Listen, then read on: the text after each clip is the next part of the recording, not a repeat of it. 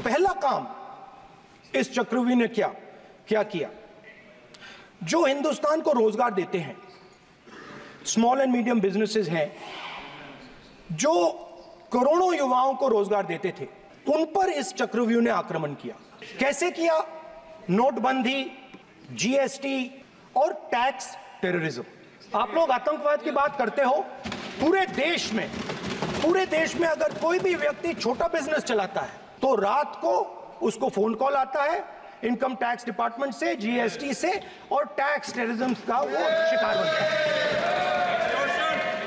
इस tax terrorism को रोकने के लिए बजट में आपने कुछ नहीं किया है।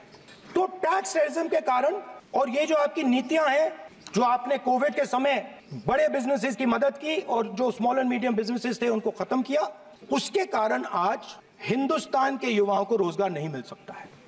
एक युवा को रोजगार नहीं मिल सकता है। बजट में आपने इंटर्नशिप प्रोग्राम की बात करी और ये शायद एक मजाक है, क्योंकि आपने कहा कि ये इंटर्नशिप प्रोग्राम सिर्फ हिंदुस्तान की 500 सबसे बड़ी कंपनियों में होगा और 99% जो हमारे युवा हैं उनको इस इंटर्नशिप प्रोग्राम से कुछ लेना देना नहीं, कोई फायदा नहीं होने वाला है। तो आपने पहले टांग तोड़ दी और उसके ऊपर आप बैंडेड लगाने की कोशिश कर रहे हैं। मेन मुद्दा आज युवाओं का एग्जाम पेपर लीक है। जहां भी हम जाते हैं, आपने बेरोजगारी का चक्रव्यूह बना दिया इनके लिए, और जहां भी हम जाते हैं वो कहते हैं देखिए बेरोजगारी है मगर पेपर लीक भी होता है। तो आपने एक साइड पेपर लीक चक्रव्यूह, दूसरी साइड बेरोजगारी चक्रव्यूह। पेपर लीक मैं आपको बताता हूं 10 साल में 70 बार हुआ है। अगर आप जानना चाहते हैं 10 साल में 70 बार हुआ है। पेपर लीक के बारे में फाइनेंस मिनिस्टर ने बजट में एक शब्द नहीं कहा है। युवाओं के लिए पेपर लीक सबसे जरूरी मुद्दा है, उन्होंने एक शब्द नहीं कहा है पेपर लीक के बारे में। और उल्टा जो एजुकेशन बजट में पैसा देना चाहिए था वो आपने 20 साल में सबसे कम पैसा दिया है। 2.5% of budget is gone to education. दूसरी तरफ पहली बार सेना के जवानों को आपने अग्निवीर के चक्रव्यूह में फंसाया। इस बजट में अग्निवीरों के पेंशन के लिए 1 रुपया नहीं है। आप अपने आप को देशभक्त कहते हो, मगर जब अग्निवीरों की मदद करने की बात आती है, जवानों को पैसा देने की बात आती है, तो बजट में आपको 1 रुपया नहीं दिखाई देता। उनकी पेंशन के लिए 1 रुपया आपने नहीं दिया। उनको आपने अग्निवीर के चक्रव्यूह में फंसाया। उसके बाद सर जो अन्नदाता हैं, वो चक्रव्यूह से निकलने के लिए, आपके चक्रव्यूह से निकलने के लिए जो आपने बनाया 3 काले कानून, जमीन अधिग्रहण बिल को आपने कमजोर किया, उनको आप सही दाम नहीं देते हो। इस चक्रव्यूह से निकलने के लिए उन्होंने आपसे सिर्फ एक चीज मांगी है, 2 चीजें नहीं मांगी है, सिर्फ एक चीज मांगी है। उन्होंने कहा है कि हमें लीगल गारंटीड एमएसपी दे दें। आपने उनको बॉर्डर पे बंद कर दिया, रोक दिया, आज तक रोड बंद है।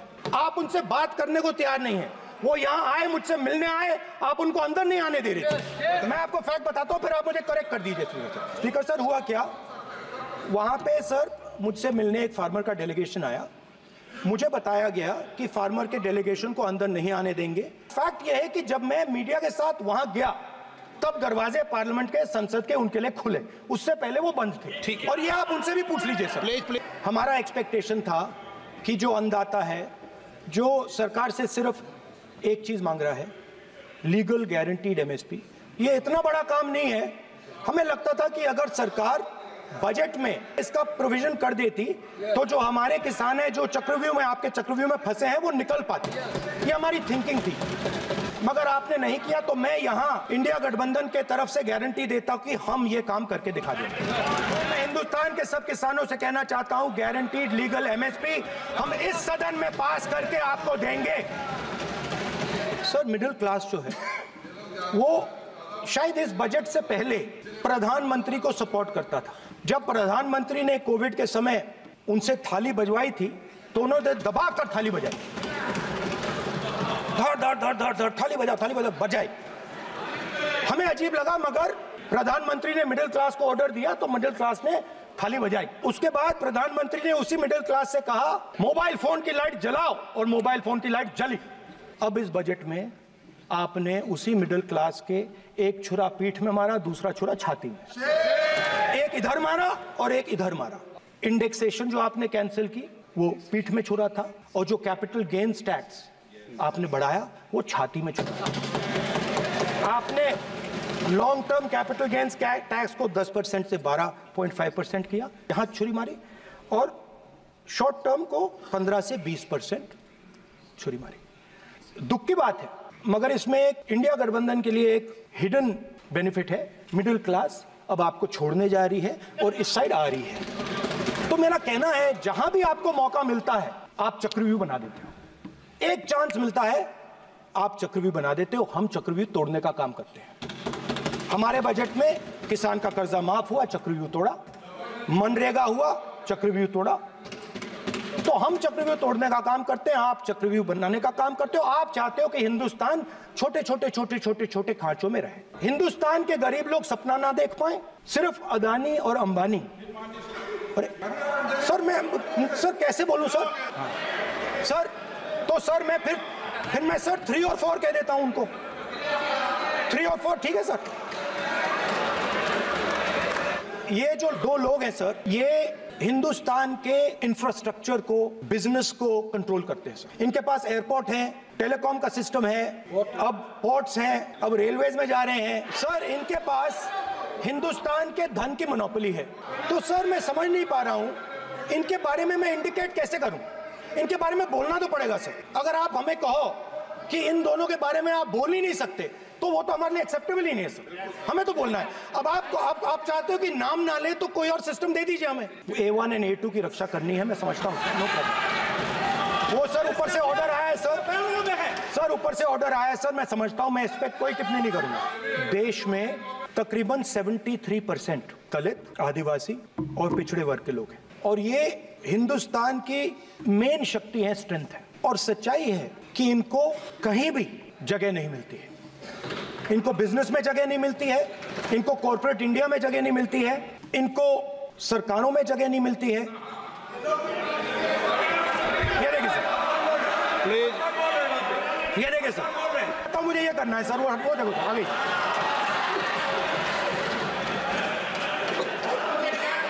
क्या डर रहे हैं सर फोटो से? शिव जी के फोटो से डरते हैं सर, इस फोटो से डरते हैं। अब ये पोस्टर नहीं आने दूंगा, गलत तरीका है, नहीं आने देंगे, पोस्टर नहीं लेना देंगे सदन में। सर ये जो बजट का जो हलवा है सर, ये बट रहा है। और इस फोटो में सर मुझे एक ओबीसी अफसर नहीं दिख रहा, एक आदिवासी अफसर नहीं दिख रहा, एक दलित अफसर नहीं दिख रहा मुझे। ये हो क्या रहा है सर?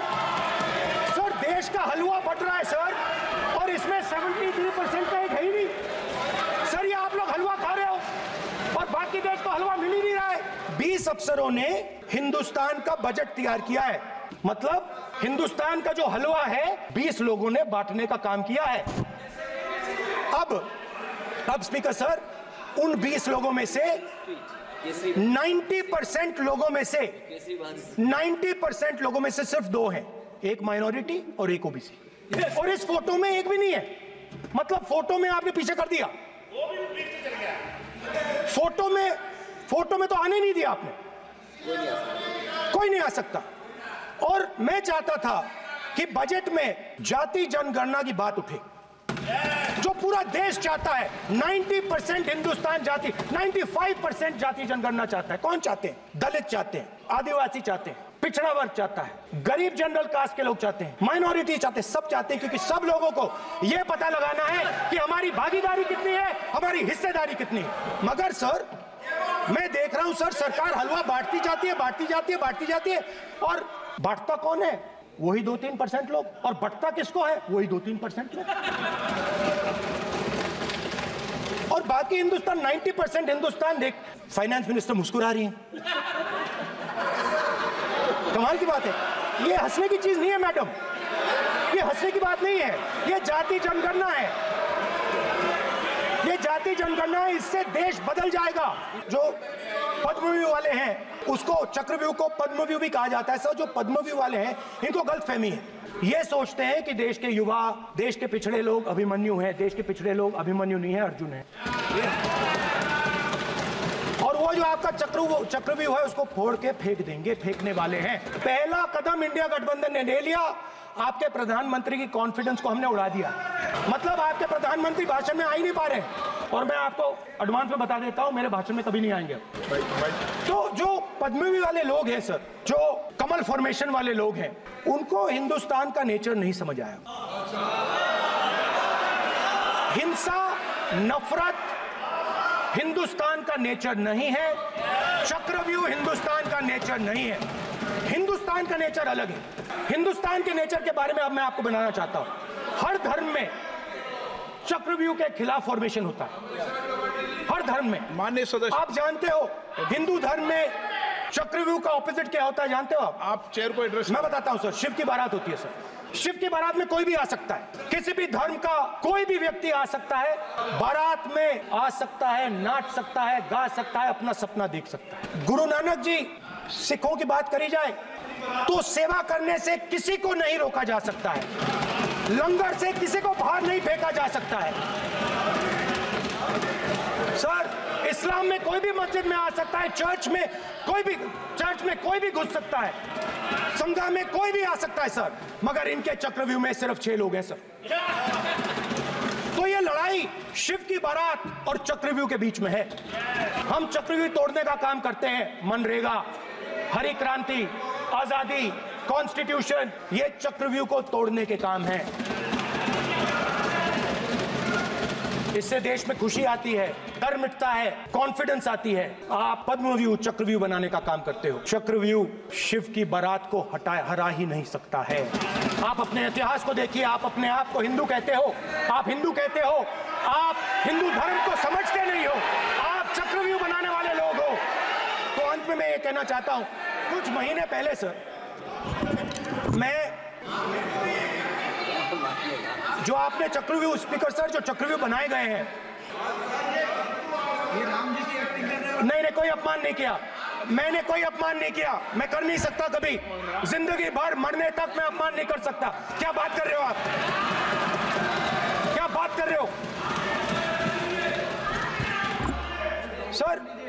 तो आपने ये छोटे छोटे चक्रव्यूह बना रखे हैं, मैं इनको समझने की कोशिश करता हूं अपने छोटे से तरीके से। कुछ महीने पहले मैं 6-7 घंटे बढ़इयों के साथ काम किया। वहां विश्वकर्मा जी थे, उनसे मैंने एक सवाल पूछा। मैंने उनसे कहा कि आपको किस चीज से दुख होता है, किस चीज से आपको दर्द होता है? उन्होंने मुझे कहा राहुल, तो उन्होंने कहा राहुल, मैं ये टेबल बना रहा हूं, मगर राहुल जी कहा, राहुल जी अब कहा वो मुझे अच्छा नहीं लगा, मगर कहा सच्चाई है। तो उसने कहा राहुल जी, मुझे दुख इस बात का होता है कि मैं ये टेबल बनाता हूं, मगर जिस शोरूम में ये टेबल रखी जाती है उस शोरूम में मैं अंदर जा ही नहीं सकता। कुछ ही दिन पहले सुल्तानपुर के रास्ते पे मैं एक भाई के साथ, मोची भाई के साथ बैठा, उससे मैंने ये सवाल पूछा, आपको दुख किस बात का होता है? कहता है राहुल जी, मेरा सम्मान सिर्फ मेरे पिता ने किया था और किसी ने नहीं किया।